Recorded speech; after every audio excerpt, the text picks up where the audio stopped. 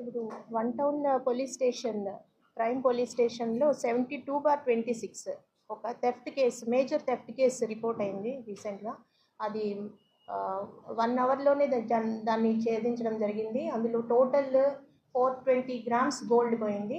Full 100% recovery చేయడం జరిగింది one town crime team. ఇది యాక్చువల్గా 12వ తారీఖునండి, మే 12వ తారీఖున కౌసల్య జ్యువెలర్స్ ఉన్నారు వన్ టౌన్ కురుపా మార్కెట్ ఏరియాలో. మధ్యాహ్నం పూట ఒక లేడీ కస్టమర్ షాప్కి రావడం జరిగింది. వచ్చి కొన్ని మ్యారేజ్ పర్పస్, రిలేటివ్కి వాళ్ళ అమ్మాయికి మ్యారేజ్ పర్పస్ కొంత జ్యువెలరీ పర్చేస్ చేయడానికి అన్నట్టు ఆమె రావడం జరిగింది.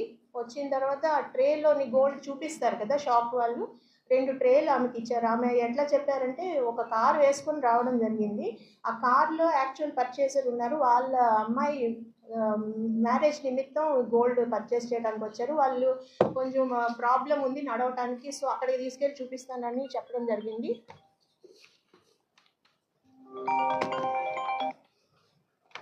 అందుకని ఆ జ్యువెలరీ షాప్ ఆయన ఆ 2 గోల్డ్ ట్రేస్ని ఆమెకి ఇచ్చి కారు వరకు తీసుకెళ్ళనిచ్చారు. ఆమె అందులోకి వెళ్ళిన తర్వాత కారు వేసుకొని ఇంకా వెళ్ళిపోయారు.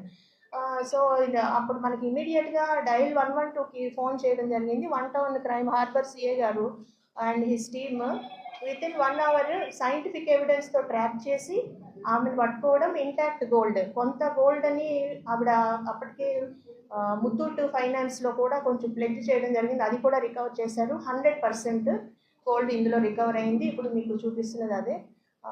ఆమెతో పాటు కార్లో ఇంకొక ముద్దాయి కూడా, ఈ మెయిన్ ముద్దాయి పేరు పొమ్మి మంగమ్మ, ఈవిడ 39 ఇయర్స్, సీతంపేట ఏరియా, ద్వారకా నగర్ సీతంపేట ఏరియాకి చెందిన ఆవిడతో పాటు దేవర రామకృష్ణ అని A2, ఆయన కూడా కారులో ఆమెతో పాటు అకంపెనీ చేశారు.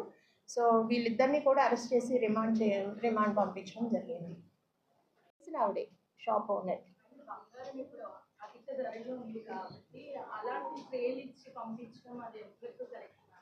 అంటే నమ్మకం మీద, అంటే వాళ్ళ బిజినెస్, వాళ్ళు మరి స్ట్రాటజీ, వాళ్ళ నమ్మకం మీద బిజినెస్ చేస్తుంటారు, ఆ విధంగా వాళ్ళు ఇచ్చారని చెప్తున్నారు. బట్ ఇంత మోసం జరుగుతుందని వాళ్ళు ఊహించలేదు. థింగ్ ఏంటంటే మన క్రైమ్ వింగ్ 1 అవర్లోని ట్రాక్ చేసి ఫుల్ రికవర్ చేసేసారు. ఉన్నాయండి, ఈవిడ మీద చీటింగ్ కేసులు ఉన్నాయి.